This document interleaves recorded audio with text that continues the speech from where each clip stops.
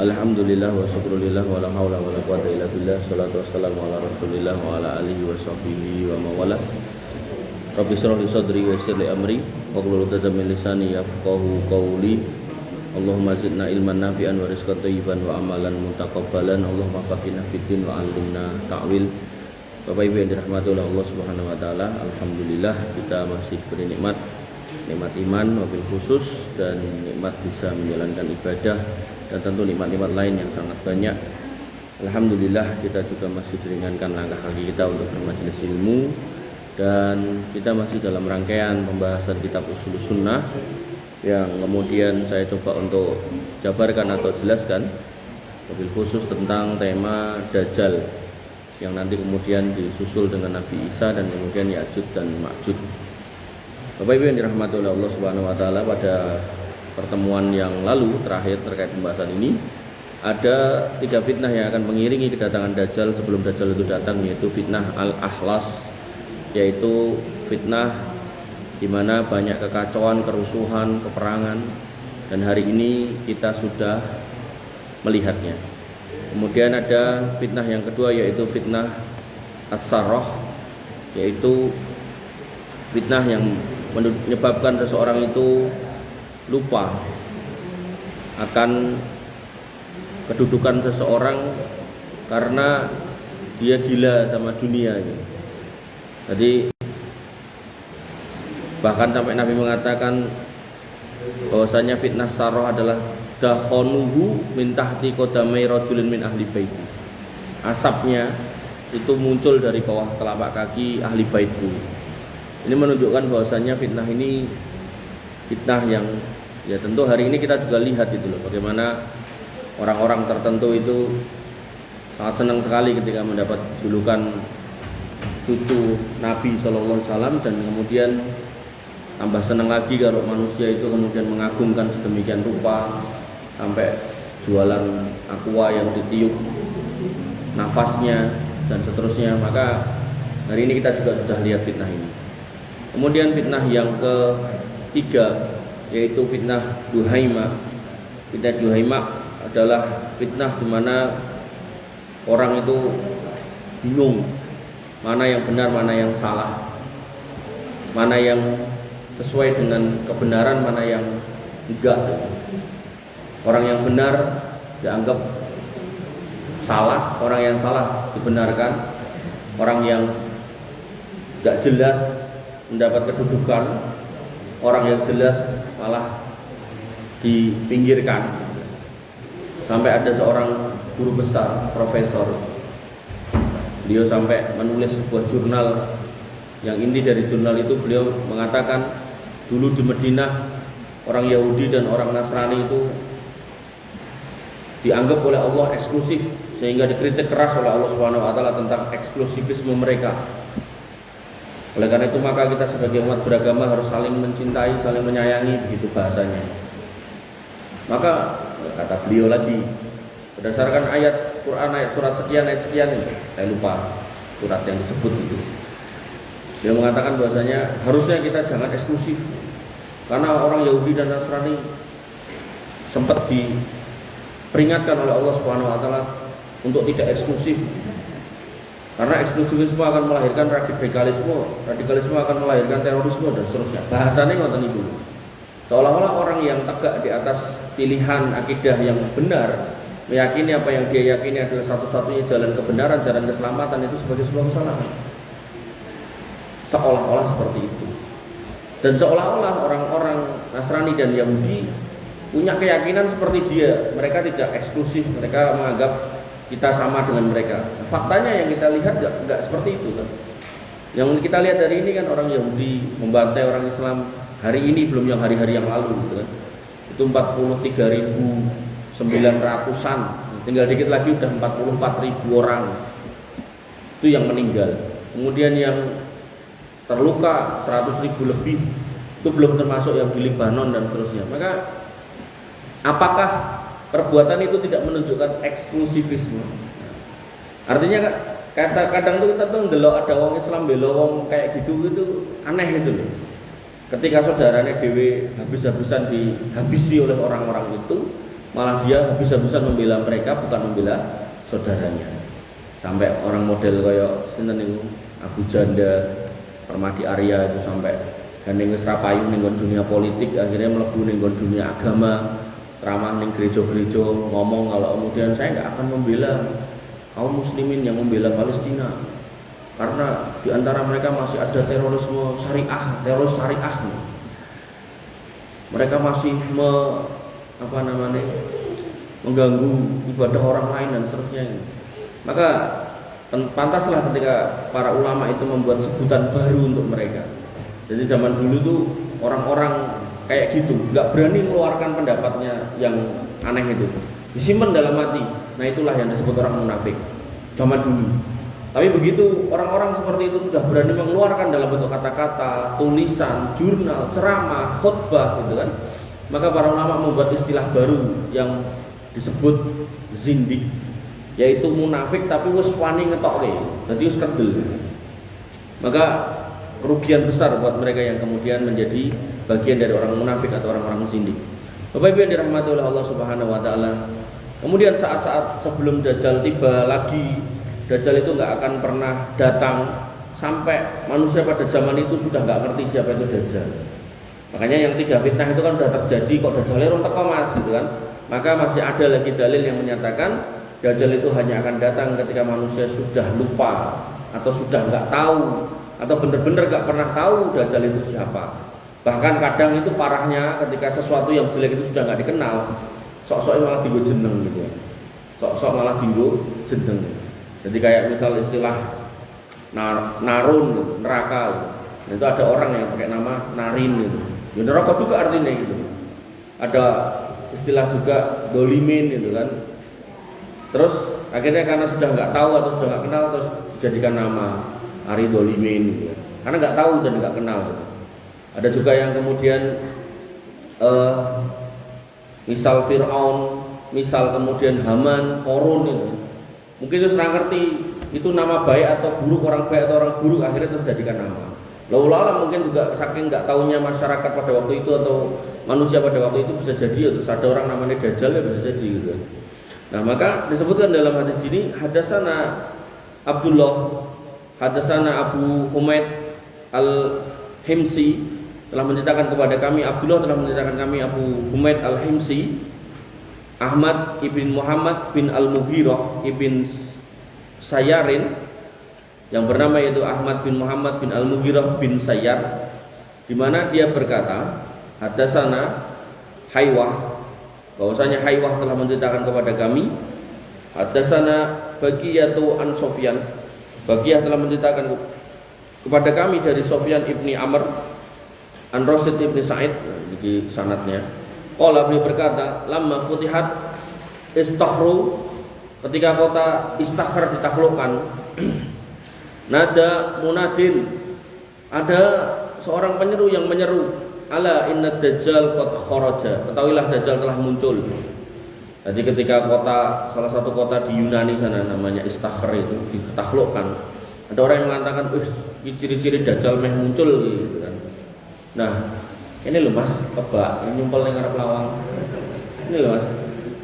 Ya kowe kuwi lho dawa, fajar ini lho jan.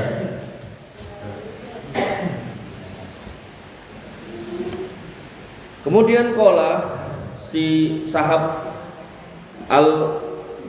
Al-Jassamah kemudian menemui mereka, orang yang mengatakan itu.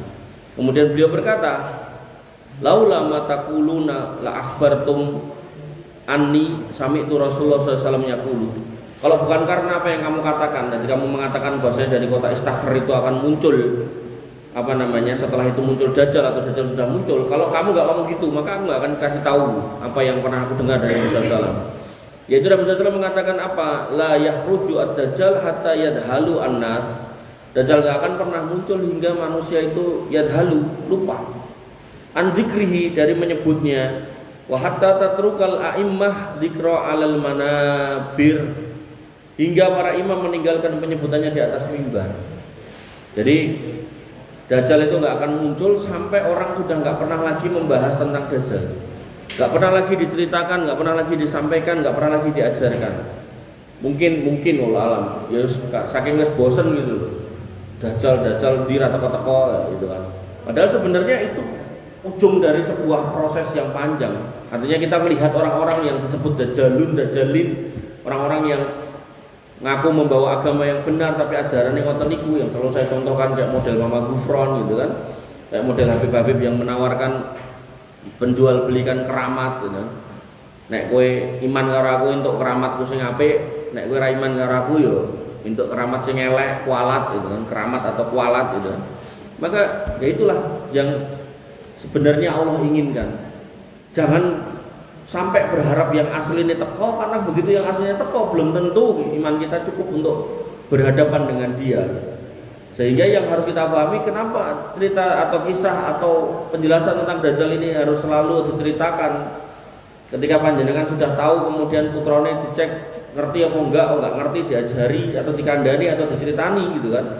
Maka harapannya adalah ketika sing besar kayak gitu ada, maka yang kecil-kecil ini pengiringnya itu ada. Bapak Ibu yang dirahmati oleh Allah Subhanahu wa taala, Istakhar adalah dikenal juga dengan Persepolis, yaitu kota di Yunani, di mana terletak sekarang menjadi dulu zaman dulu Yunani, tapi sekarang menjadi bagian dari wilayah Iran dekat kota Siros di provinsi Fars. Bapak Ibu yang dirahmati oleh Allah Subhanahu wa taala, dan terkait dengan Dajjal itu, ternyata Nabi SAW juga sudah mengabarkan bahwasanya akan terus ada orang yang melawan Dajjal. Nabi SAW bersabda, la yazalu ta'ifatun min ummati yuqatiluna 'alal haq. Akan senantiasa ada sekelompok dari umatku yang berperang di atas kebenaran. Dohirina 'ala man nawa'ahum, dan mereka menang atas orang-orang yang memusuhinya.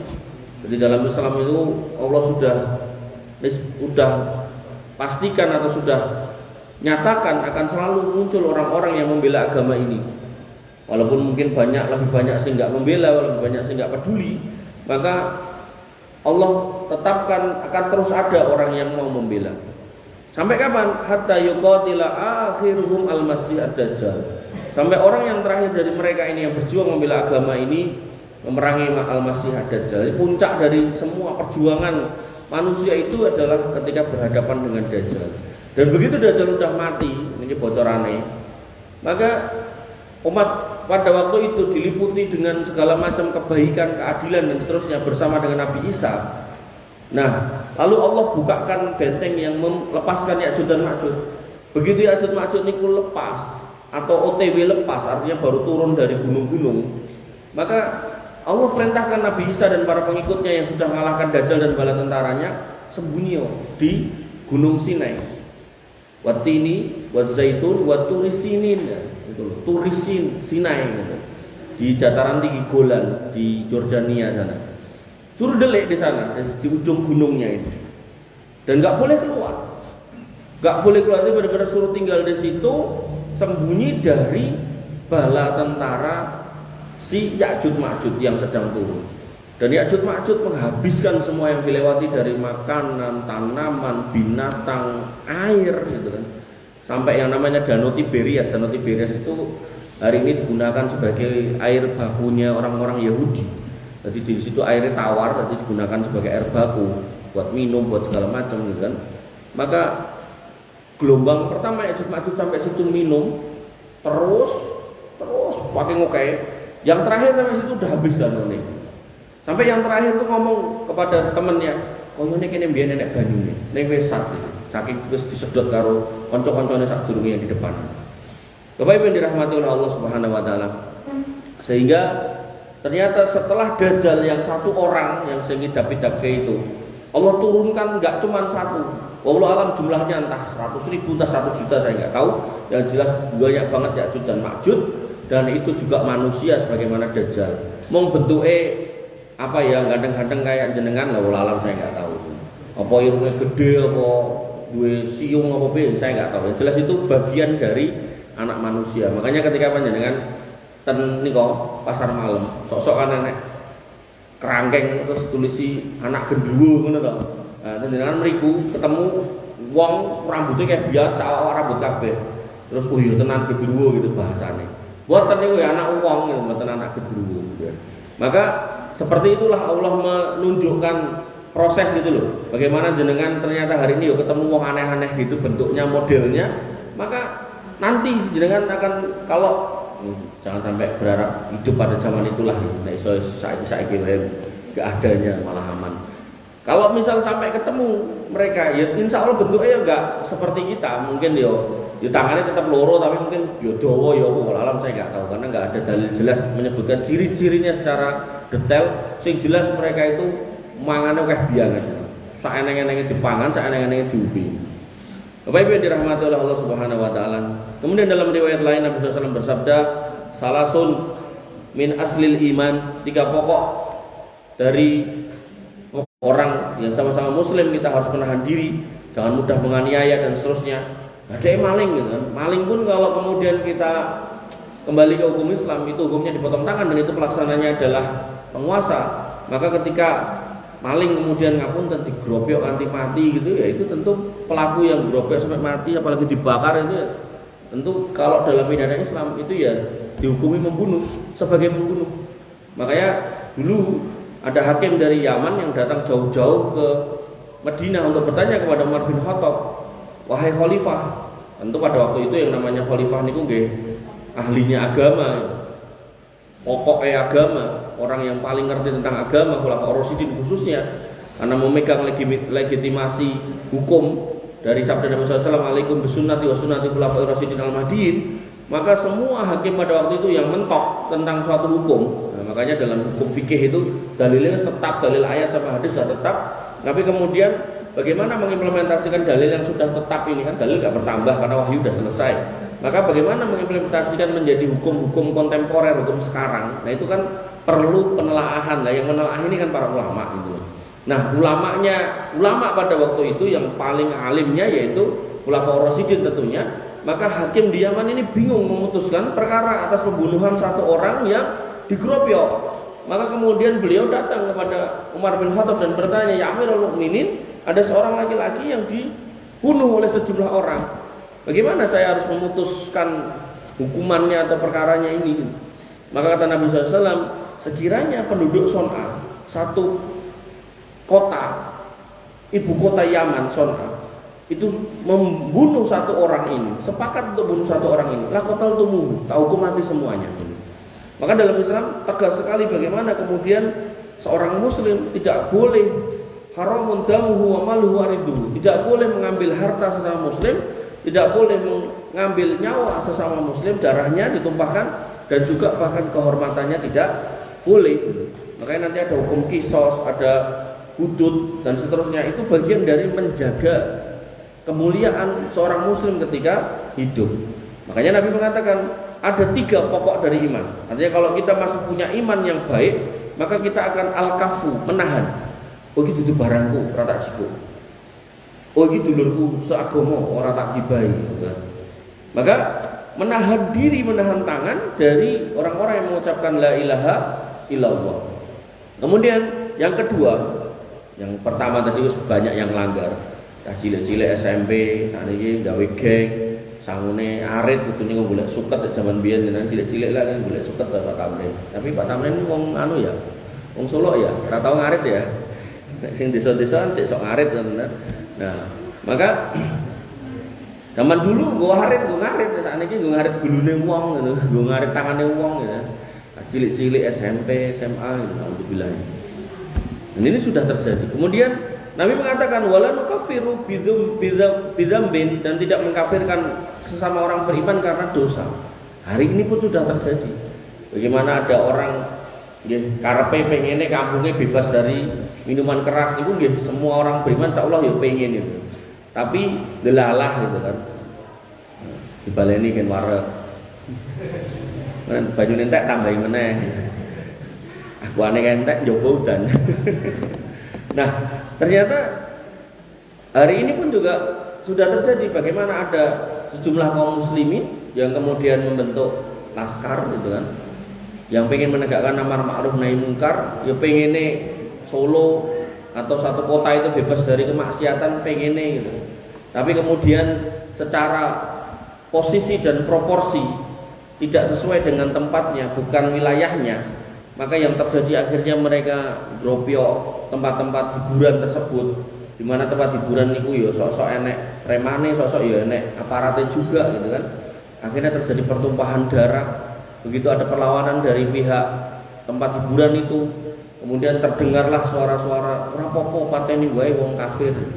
Padahal orang-orang yang di diskotik itu atau di tempat-tempat hiburan karaoke itu ya bisa jadi yang Islam, ya bar dangdutan, bar karaokean ya salat sok-sok gitu kan, sing salat gitu.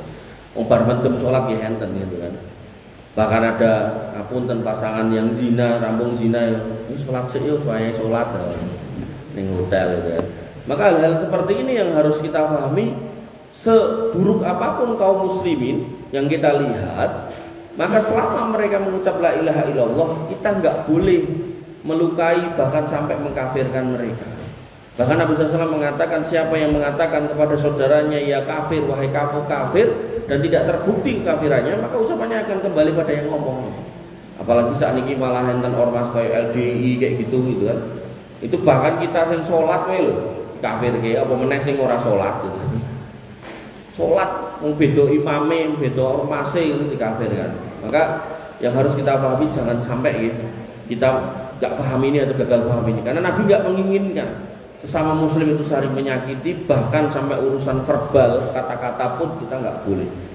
Artinya ketika kita melihat ada saudara kita yang sedang terjatuh dalam dosa, maka tentu yang terbaik kita doakan, bukan malah kita sumpahi atau kita katakan dia orang kafir, karena dosa yang dia kerjakan belum tentu dosa kekafiran, kecuali terus nyata-nyatanya dengan ngerti biaya ini keluar saka gereja atau keluar saka tempat ibadah terus teko itu ngono kan aku pindah alamat. Nah, udah gitu bahasanya ya sudah, berarti kan udah murtad. Nah, tinggal dengan dakwai monggo, jarke ya monggo terserah.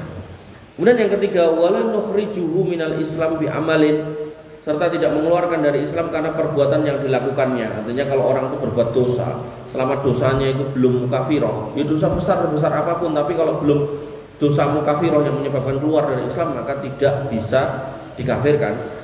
Kemudian Nabi juga mengatakan yang ketiga, yaitu wal jihadu madin mundu ba'asani Allahu ila ayyuqatila akhiru ummati ad-dajjal.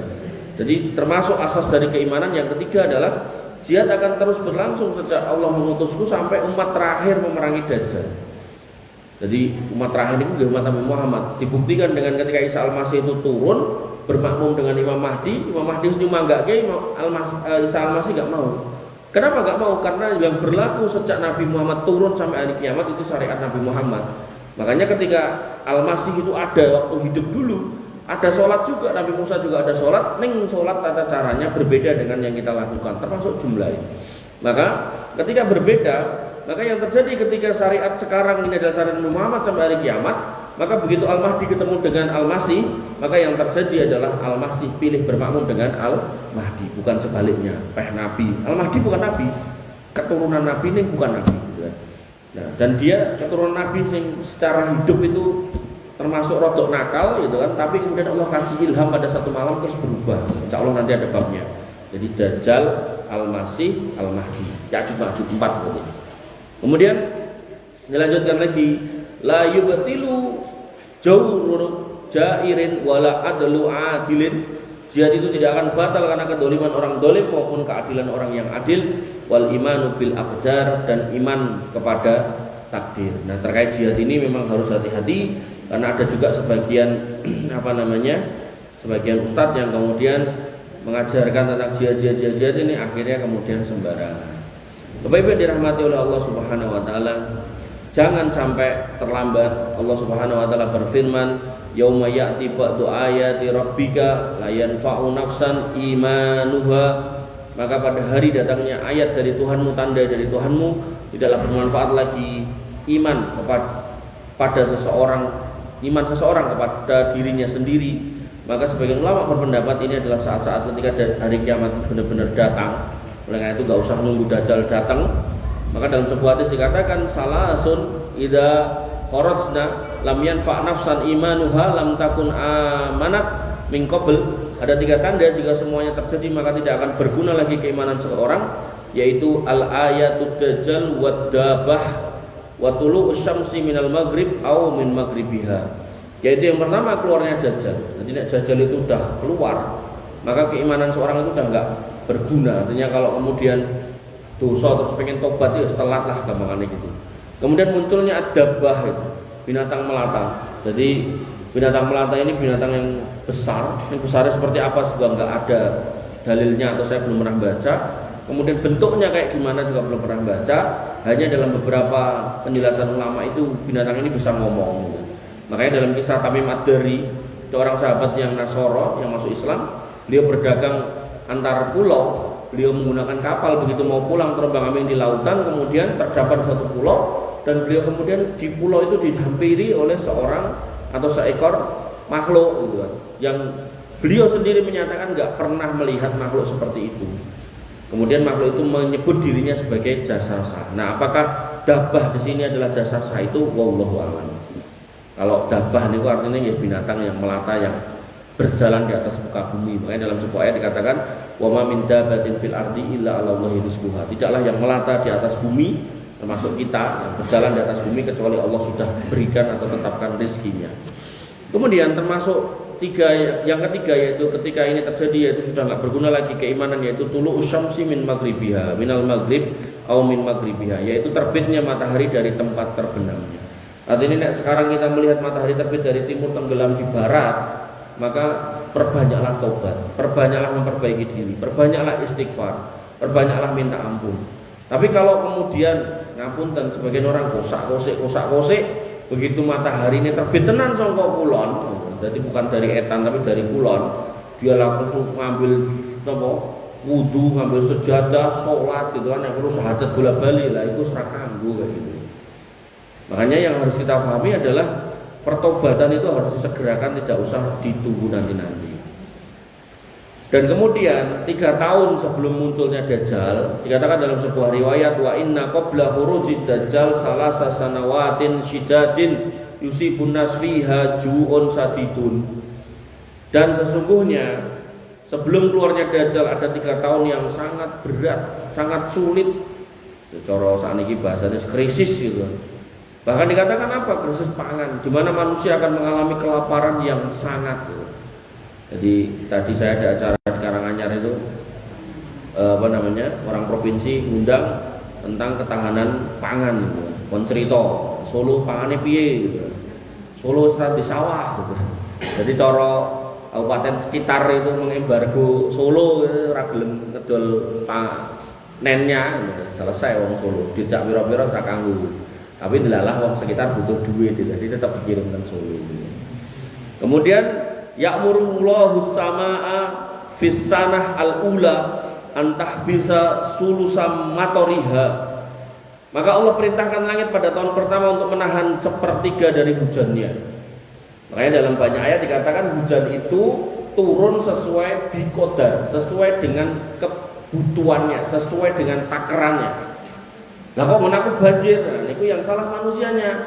Dalam banyu dinggo omah gitu. Makanya dalam beberapa diskusi sama teman saya orang Bapeda Solo itu kan, pernah terjadi satu banjir di salah satu kelurahan itu, begitu didelok niku ternyata tengah kali ini enek pondasi omahe. Jadi omahe terasnya meh ditambahi numpang kali, terus butuh napa jagrak kayak tengah kali, akhirnya sampah nyangkut itu mampet dah.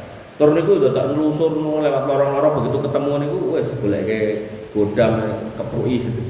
Nah terasnya piye ora urus. Maka itu ketika jalan air sudah enggak ada ya enggak salah kalau air lewat jalan kita. Ketika tempat air sudah enggak ada ya enggak salah kalau air masuk ke tempat kita.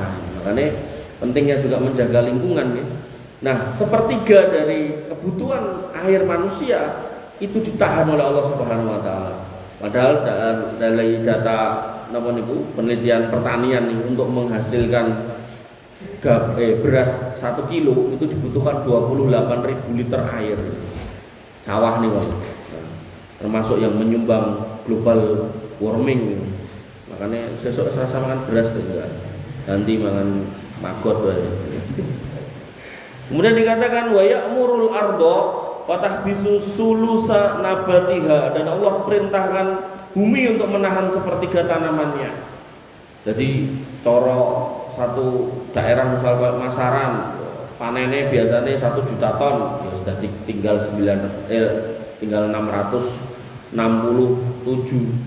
ton, 1000 ton, kurang sepertiganya. Summa ya'muru sama fis sanah as-saniyah, jadi itu tahun pertama gitu. Tahun keduanya kemudian Allah perintahkan langit pada tahun kedua untuk apa? Fatah bisu sulusa matoriha, ditahan sepertiganya lagi. Berarti tersisa sing turun pinten? Sepertiga. Kemudian wa ya'murul ardo fatah bisu sulusa nabatiha, perintahkan bumi untuk menahan sepertiganya lagi. Berarti sing tukul sing bisa panen cuma sepertiganya lagi. Summa ya'murullahu sama fis sanati salisah fatah bisu mahtaraha kullaha. Pada tahun yang ketiga diminta langit itu untuk menahan semua hujan, nggak bisa turun, nggak usah turun. Dan hari ini kan kita lihat sekarang hujan itu udah nggak kayak dulu. Misal dulu tahun-tahun dulu hujan itu bulan ini sampai ini, sekarang udah nggak bisa. Jadi bisa setahun luput hujan, gitu kan? Bisa juga berbulan-bulan hujan rampung-rampung, gitu kan? Nah maka pada tahun ketiga Allah perintahkan untuk langit tidak menurunkan hujan sama sekali. Fala tatrutu qatrah, sehingga tidak ada setetes pun yang turun. Wa ya'mulur ardo fatahbisu nabataha kullaha, dan Allah perintahkan bumi untuk menahan seluruh tanamannya. Fala tumbidu khadra, dan enggak ada sayuran hijau sama sekali yang tumbuh. Jadi saya ngisi pengajian tentang daerah Karanganyar, niku nglewati daerah Plumbon. Plumbon niku sebelah cek sawah-sawah, Pak. Niku piyai-piyai sing teng kampung Plumbon nggih mboten semua, sebagian.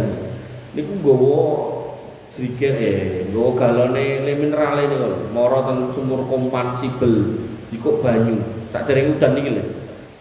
Kula mbahaten iki sawah terus gampangane lemah jek ombo, sak ngerti kula nggih mboten sekering ten Gunung Kidul, sekering ten Wonogiri. Kok ya wis kekeringan gitu. Sebelum hujan niki, mungkin pas hujan niki pun mboten ya. Nah, maka Allah perintahkan pada tahun yang ketiga itu air enggak keluar, tanaman sayuran enggak ada. Otomatis mungkin nek jenengan ajeng mundhut napa mi Bu Citra wis ra nganggo kuwi sawi gitu. Dadi mi tok aja.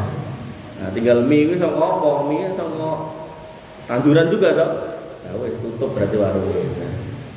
Wis ra iso dienggo gawe apa tepunge itu. Kemudian fala tabqa data tilfin illa halakat illa masyaallah, dan tidak ada makhluk yang bertanduk kecuali akan mati. Pak Manto ya tutup. Kecuali apa yang dikehendaki oleh Allah, artinya sebagian kecil. Jadi semua binatang yang bertanduk, yo sapi, yo kebo, yo kambing, gitu kan, mati semua. Atau jenengan yang ngertos kebo Kiai Slamet nih kan, makane nih kan ten lapangan niko. Atau nek mboten pas enten Kiai nilii terus ngekeki nukokke apa niko kangkung niko. Nah niku nek kangkung sing didol yo ora enek, sukete yo ora tukul. Arab ditukokke ijoan ning ngendi-endi ora enak ya wis mati selesai. Pripun? Kayak roti. Lah roti ya saka tanduran gitu. Kecuali roti saka lumko sawah ngono. Bapak Ibu yang dirahmati oleh Allah Subhanahu wa taala. Kila famayu'isu annas fi dzalika zaman. Ini menarik. Terus apa yang bisa membuat orang hidup pada zaman itu? Kata Nabi SAW, at-tahlil wa takbir wa tasbih wa tahmid wa yudza dzalika alaihim majrat ta'am. Mereka bisa hidup, bertahan hidup karena tahlil, takbir, tasbih dan tahmid yang Allah izinkan menjadi makanan bagi mereka. Kira-kira Pak, sing iso tahlil, takbir, tahmid ngene iki sembarang wong apa wong-wong tertentu? Pripun? Tertentu, mesti ya wong Islam, kemudian saya ngaji. Karena tadi di depan tadi ciri Dajjal saat durunge keluar, orang sudah nggak kenal Dajjal niku sinten, akhirnya metu. Makanya nggak ada yang mengidentifikasi kecuali sebagian kecil orang. Oh, kowe toh sing matane loro kae. Oh, kowe toh sing apa namanya iso nguripke wong. Oh, kowe toh sing bakal belah wong terus dibuat terus diuripke neh gitu. Itu enggak semua orang tahu gitu. Artinya nek misal niku sakniki enten-enten iki lho jenengan semua iki wonge gitu kan. Ngoten to. Tapi ternyata Allah berkenan menghadirkan dia ketika udah orang enggak kenal. Sehingga yang terjadi adalah ketika makanan yang dimakan manusia pada zaman itu adalah tahlil, tahmid, takbir dan tasbih, ya tentu ini hanya orang-orang yang ngaji, sing seneng wiritan, ya, sing seneng zikir gitu. Makanya tema takwa ngamburi duta bangsa niku masih tentang adab dan keutamaan zikir. Pentingnya zikir niku lho, Pak. Dan jenengan kadang yo sok kula alam nggih. Kadang niku mungkin yo dalam kondisi entah kepepet, entah kemudian mumet, entah kemudian luwe gitu kan, dengan banyak berzikir ngerti-ngerti sok-sok yo ya enek sing ngeteri rezeki kan. Wasilahe ngoten tetep nanti munculnya adalah makanan yo duit yo orang yang memberikan solusi, tapi nanti begitu dajal niki enten, panganan pun mboten enten. Cara enten larange ra ukur, mungkin kebanyakan kita ya ora sanggup bayar, tapi ternyata Allah mengizinkan dengan tahmid, tahlil, takbir, tasbih sebagai bentuk kepasrahan orang beriman. Wong iman ini nek wis pentokan ya enenge ya wong sender marang Gusti to. Yang ujungnya adalah ya niku wis tak wirid wae. Cara aku wirid terus mati, alhamdulillah kan ngoten. Daripada nyanyi-nyanyi karaoke terus mati gitu kan. Nah, mending aku wirid astagfirullah terus mati gitu kan. Maka kepasrahan orang-orang beriman ini ternyata dibalas oleh Allah Subhanahu wa taala dengan rasa kenyang. Bapak Ibu yang dirahmati oleh Allah Subhanahu wa taala. Dan kemudian Dajjal ini akan dimunculkan dari timur Madinah. Jadi dalam kisah Tamim Ad-Dari, begitu Tamim Ad-Dari itu sudah bisa keluar dari pulau itu, beliau langsung bersyahadat menemui Nabi SAW dan bercerita tentang cerita itu, dan beliau mengatakan saya sering mendengar engkau menceritakan ini, maka saya ceritakan ini begini. Lalu Nabi SAW masuk ke masjid dan kemudian mengumpulkan para sahabat dan kemudian mengatakan si Tamim cerita ini dan ketahuilah itu Dajjal dan dia muncul dari timur Madinah. Jadi nek misal kiblate niki ngulon gitu kan. Kemudian timur niku mriko, nah, maka ibaratnya niki Madinah Nabi ditingitan timur Madinah. Jadi jenengane ajeng golek Dajjal ada di tengah pulau. Kemudian pulau niku yang saya tahu tidak masuk dalam negara tertentu dan posisinya ada di timur Madinah. Timur Madinah itu nggak harus sing cedak, pase ngoten mboten rada adoh saged gitu kan. Yang jelas Tamim Ad-Dari pernah terombang-ambing di lautan itu hampir sebulan dan kemudian terdampar ten niku, kemudian ketemu sama wong niku terus bisa pulang. Nah, kemudian dalam cerita itu Nabi mengatakan dari timur Madinah. Nah, ini diriwayatkan dalam hadis yang lain, hadis Muslim, dikatakan ala innahu min bahri Syam. Tahuilah bahwasanya Dajjal itu di laut Syam. Kemudian au bahril Yaman atau di laut Yaman. Jadi Nabi juga enggak memastikan di laut Syam atau Yaman. Karena sekali lagi keberadaan dia di mana itu ngapunten, ya ora penting gitu. Karena nek nanti dianggap penting ya berarti nanti akan ada orang-orang yang ke sana untuk kemudian mencari sesuatu. Yang terpenting hari ini tetap adalah mempertahankan keimanan kita sesuai dengan kondisi kita masing-masing. Apa gunanya nek nanti ketemu gitu kan. Nah, kemudian di sini dikatakan ketahuilah bahwasanya dia itu di laut Syam atau di laut Yaman. Kemudian labal min qablil masyriq itu tidak, tetapi dia dari arah timur. Ma huwa min qablil masyriq dari arah timur, wa ma huwa min qablil masyriq tapi dia dari arah timur dan beliau berisyarat dengan menunjukkan tangannya ke arah timur. Jadi ditingetan, etane Madinah. Karena waktu itu Nabi hidup atau berada di Madinah. Nah, timur Madinah itu mana? Ketika kota Madinah berada di utara Mekah, maka selama penduduk Madinah menghadap ke selatan, jadi Madinah itu berada di utara Mekah. Jadi nek utara niku kan berarti lor. Jadi niki misal Madinah, Mekah niku ya anggaplah nguruki mriko gitu kan. Maka ketika kemudian Nabi SAW menghadap kiblat berarti kan mriko. Maka timur dari Madinah itu ya berarti mriko. Sama aja berarti kiblatnya mriko. Kiblatnya madhep kidul kan salat madhep kiblat. Jadi niki Madinah mriko Mekah. Dalam hal ini Madinah itu ada di sebelah utara dari Mekah, berarti Madinah ada di selatan kidul. Nah, maka sholatnya pada kidul. Nah, Nabi waktu memberikan informasi ini menghadap pada jamaah, kemudian Nabi menunjuk ke arah timur. Jadi niki Madinah, maka menunjuk ke arah timur dari Sarkliwon. Ning bagian Sarkliwon mereka laut gitu. Nah, laut itu mencakup di sana ada Irak, ada Iran dan negara-negara Asia Timur. Nah, maka Nabi SAW kemudian mengatakan dalam hadis yang lain, ad-dajjalu yakhruju min ardil masyriq yuqalu laha Khurasan. Dajjal itu keluar dari daerah timur yang namanya Khurasan. Nah, Khurasan saat ini niku ada di wilayah timur Jazirah Arab yang melingkupi daerah Naisabur, kemudian Herat. Naisabur itu kan Iran, Herat itu kan Afghanistan, kemudian daerah Turkmenistan dan beberapa daerah di selatan Sungai Jihun. Jadi daerah-daerah meniku blok meniku. Nah, sehingga niku enten petane ini. Nek proyektor niku satu delok. Enten petane.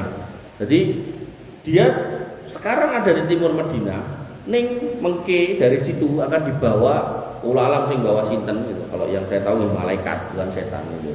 Malaikat ditebake ke daerah Khurasan itu. Nah, dari Khurasan lah itu dia mulai berjalan. Startingnya itu di situ, startnya itu. Nah, Khurasan adalah suatu wilayah yang luas sebelah timur Jazirah Arab, saat ini meliputi Naisabur, Herat, Turkmenistan dan beberapa negeri di selatan Sungai Jihun. Kemudian ada juga Asbahan, sering juga disebut Asfahan, termasuk wilayah Iran, yaitu 340 km selatan Teheran. Maka ketika Bukhtanasor itu raja Persia pada waktu itu menyerang Baitul Maqdis dan menjadikan penduduknya sebagai tawanan bersama dengan orang-orang Yahudi. Bukhtanasor itu raja Babilonia. Kemudian mereka ditempatkan di Asfahan. Nah, akhirnya wilayah tersebut dinamakan Kampung Yahudiyah, ibu kota Asfahan. Jadi orang-orang Yahudi dulu pernah diserang sama Raja Babilonia yang ada di daerah Iran, kemudian dibawa jadi budak, dibawa ke daerah Asfahan itu, sehingga kampung itu disebut Kampung Yahudiyah. Nanti mereka orang-orang Yahudi di situ menemani Dajjal untuk jalan. Kemudian dalam sebuah hadis disebutkan bahwa Dajjal turun dari sebuah lembah. Nabi SAW bersabda, yanzilu ad-dajjal fi hada as-sabahah bimarrin qanata fatakunu aksara man yahruju ilaihi an-nisa. Nah, ini Dajjal akan turun di daerah yang namanya Mirqanah, yaitu satu lembah, dan mayoritas pengikutnya adalah wanita. Jadi dari lembah itu ditutupi orang wedok sampai kemudian di daerah Asfahan, di situ ada kampung namanya Yahudiyah. Hatta inna rajula la yarji'u ila hamimihi wa ila ummihi wa banatihi wa ukhtihi wa ammatihi fayusiqaha ribatan fa mahafatan at-takhruja ilaihi. Sampai ada seorang laki-laki yang pergi ke istrinya, ibunya, putrinya, saudari perempuannya, bibinya, kemudian mengikatnya karena khawatir akan ikut dengan Dajjal. Jadi jangan kebayang nek Dajjal itu menyebar fitnah, dan fitnah yang dipertontonkan atau dikabarkan tadi adalah fitnah tentang dunia, bagaimana kemudian larang pangan. Dan biasa nek ngapunten nek dapur kuwi berase ra enek, ndoke ra enek, wis sing paling heboh niku kan pinten wong wedok gitu kan. Nah, maka ketika itu benar-benar gak ada dalam artian mayoritas, semua orang tertimpa kelaparan dengan sedemikian rupa, maka laki-laki ngapunten itu kayak sudah gak ada harga dirinya. Jadi ditinggalkan, pilih melu wong lanang sing gelem napa? Gelem nanggung cara Dajjal niku dijaluki napa wae saged. Bahkan nanti dalam sebuah riwayat tentang Sholihin niku sampai lemah sing mboten enten napa-napa niku diunggahke ngoten iso metu mas-masane. Wong jaluki beras ra iso nekokke, ngene-ngene wong lanang iso nekokke mas-masan ya genah ditinggal niku. Nah, maka sampai ada seorang laki-laki yang khawatir anak istrinya ngikut sampai dicercang. Nah, itu berarti laki-laki yang benar-benar gampangannya yo sayang banget lah sama si istri, anaknya, ibunya dan seterusnya. Karena khawatir kegeret gitu. Nah, itu fitnah, namanya fitnah ngoten niku. Dan kemudian mereka juga Dajjal itu selain ditemani oleh para wanita tadi juga akan ditemani oleh Yahudi. Nabi SAW bersabda, yakhruju ad-dajjal min yaumin Yahudiyah Asbahan. Dajjal akan keluar dari daerah Yahudi Asbahan, wa ma'ahu sab'una alfan minal Yahudi. Dan bersama dia ada 70.000 orang Yahudi. Al-Hafidz Ibnu Katsir mengatakan fayakunu bad'u duhurihi min Asbahan min haratin minha yuqalu lahu al-yahudiyah wa yansuruhu min ahliha sab'una alfin yahudiyin. Maka pertama mulai muncul Dajjal itu di Asbahan, tepatnya di daerah bebatuan yang dinamakan kampung Yahudiyah, dan Dajjal akan dibela oleh 70.000 orang Yahudi dari penduduk Asbahan. Dan di Iran, nek jenengan nonton tentang dokumenter negara Iran, di Iran itu populasi Yahudinya itu termasuk yang paling tinggi setelah Israel, kemudian ada Turki, kemudian negara-negara Eropa itu jelas, Amerika iya. Nah, negara Islam yang menyebut negara Islam kok penduduk Yahudinya termasuk yang paling banyak niku Iran. Dan bahkan anggota dewannya pun sebagian adalah orang Yahudi. Makanya nggak salah kalau Nabi mengatakan seperti itu. Makanya kok saiki Iran kok berantem karo Yahudi gitu. Itu nek dipikir-pikir loh ya, nek dipikir-pikir pomo tenan. Kudune mengeluarkan semua kekuatannya. Wong Iran itu punya bom nuklir, Israel ya punya. Tapi koyone kok lagi uncal-uncalan mercon gitu. Jadi ditembakkan rudal satu heboh. Nah, kalau dilihat dari aspek ekonomi ya, menurut perkataan Pak Sandiaga Uno, Rusia sama Ukraina niku perang. Maka ketoke ngentekke bondo, ngentekke nyawa, tapi begitu perang itu bertambah satu hari, maka duitnya Rusia niku bertambah 2 triliun. Karena apa? Rego minyak mundak gitu. Jadi ada rahasia di balik cerita perang-perang yang ada itu. Makanya nek tenan iki perang bener-bener menggunakan ideologi tenan gitu kan. Iran punya bom nuklir, Israel yang duwe, uncalke itu. Makanya kayak Rusia niku pernah ngomong sama Inggris, hati-hati kowe Inggris, kowe nek wani melu nyemplung rono tak rudal nganggo nuklir 15 menit mendelep gue. Karena Inggris itu kan pulau yang ada di tengah laut gitu kan. Tapi akhirnya Inggris kan nggak pernah berani masuk, napa istilahnya, nyumpeli senjata, ngirim senjata tok gitu loh. Terus membayari tentara bayaran dari Wrangler atau mana gitu kan, supaya ikut perang, satu orang dibayar $2,000 gitu. Itu politik luar negeri, Pak. Bagaimana ada negara yang pingin untuk duit tukeh gitu kan, tapi kemudian caranya harus ada permainan-permainan seperti itu. Termasuk Iran dan Israel itu nek tenan, bener-bener perang tenan. Dua-duanya duit bom nuklir uncalke aja, tapi yang uncalke apa drone cilik-cilik, dan kemudian jatuhnya di perumahan yang ditibani wonge renek gitu kan. Sosok tiba ning lapangan gitu kan, sosok tiba ning dalan gitu kan. Jadi enggak signifikan. Ya memang akhirnya yang jadi korban sih ya warga sipil Palestina. Bapak Ibu yang dirahmati oleh Allah Subhanahu wa taala. Kemudian Nabi SAW menegaskan tentang mengikut mayoritasnya Dajjal, aksaru atba'id Dajjal al-Yahudi wan nisa. Jadi kesimpulannya yang mengikuti Dajjal itu kebanyakan adalah orang-orang Yahudi dan perempuan. Dan mereka punya ciri pakaiannya. Nabi mengabarkan yaitu yatba'ud Dajjal min Yahudi Asbahan sab'una alfan alaihi at-toyalisa. Mereka akan diikuti 70.000 Yahudi Asbahan dan memakai toyalisah. Toyalisah niku kados kain sorban ngoten ditutup keting enten anu napa garis-garis biru. Pun tak kei gambar. Ketok ora. Ngoten niku lah. Biasane sing wong Yahudi niku sirahe niku dikei napa niku silahe. Nah niku nek wong Syiah nggih ngoten niku. Nek wong Syiah bentuke lemah sangka Karbala terus digawe kaya koin. Jadi dhek nek salat bathuke kudu nemplek niki. Nek mboten nemplek niki salate rasah gitu. Bentuke koin. Dadi nek jenengan enten wong salat kok nggowo ngoten niku dhek ning ngarepe niku Syiah berarti. Terus gendah niku Syiah mboten enten liyane gitu.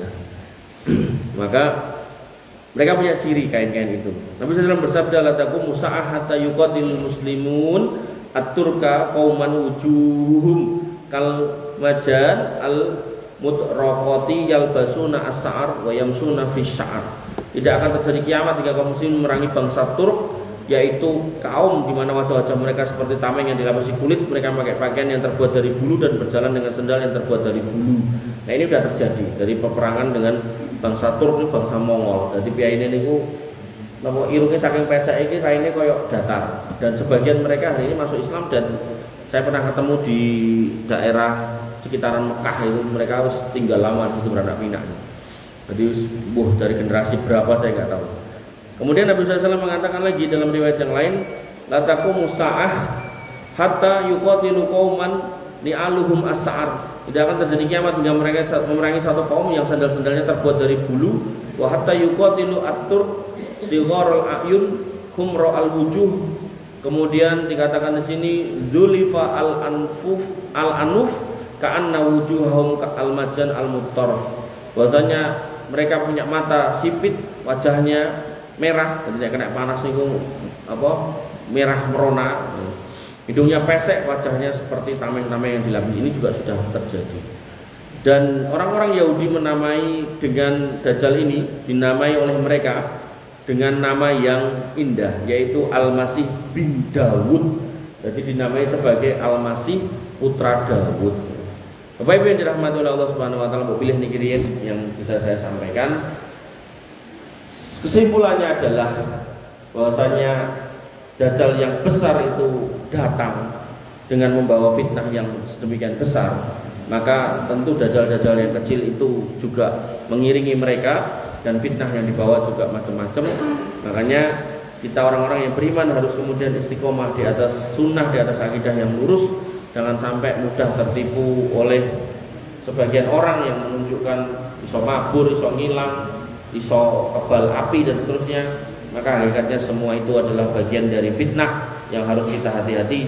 Intinya selama kita berpegang kepada Quran dan Sunnah, Nabi sudah memastikan kita tidak akan tersesat. Maka pentingnya majelis ilmu dan melazimi majelis ilmu agar